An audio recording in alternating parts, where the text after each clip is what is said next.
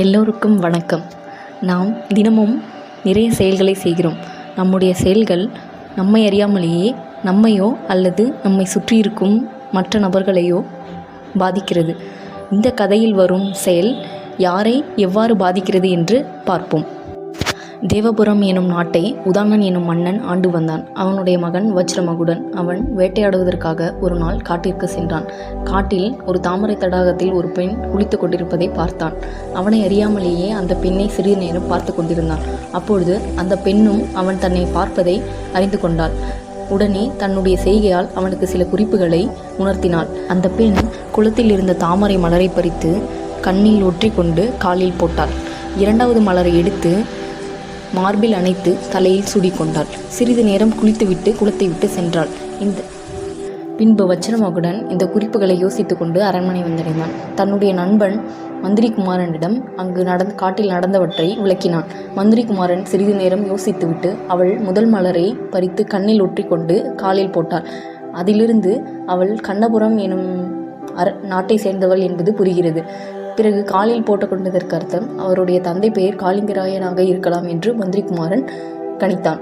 பின்பு மற்றொரு மலரை எடுத்து மார்பில் அணைத்து தலையில் சூடிக்கொண்டாள். அதற்கு வஜ்ரமகுடனை அணைக்க துடிக்கிறாள் என்று அர்த்தமாக இருக்கலாம் என்று மந்திரிகுமாரன் வஜ்ரமகுடனிடம் கூறினார்.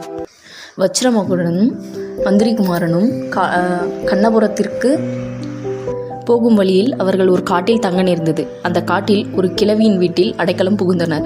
அந்த கிழவியுடன் நடந்தவற்றை விளக்கினர். அந்த கிழவி தானும் அரண்மனையில் வேலை செய்வதாக கூறி அவர்களுக்கு உதவி செய்வதாகவும் கூறினார்.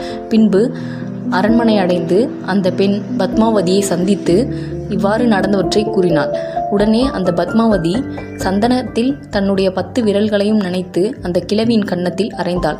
உடனே கிழவி பயந்து அலறிக்கொண்டு வஜ்ரமகுடனிடம் சென்று நடந்ததை கூறினான். உடனே மந்திரிகுமாரன் இது அவள் குறிப்பால் உணர்த்திய செய்தியாக இருக்கலாம் என்று சிறிது நேரம் யோசித்துவிட்டு அவள் தன்னை 10 நாட்கள் கழித்து வர சொல்வதாக கூறினான்.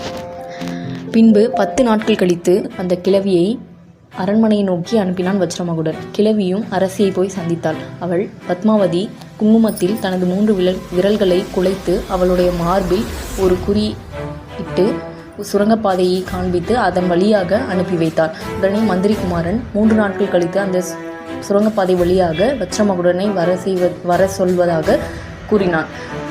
உடனே வஜ்ரமகுடனும் 3 நாட்கள் கழித்து அந்த சுரங்கப்பாதை வழியாக பத்மாவதியை சென்றடைந்தான். இருவரும் பரஸ்பரம் பேசிக்கொண்டனர். அன்று இரவும் அவ்வாறே கழிந்தது. பிறகு அவன் பத்மாவதியை பிரிய மனமில்லாமல் அங்கேயே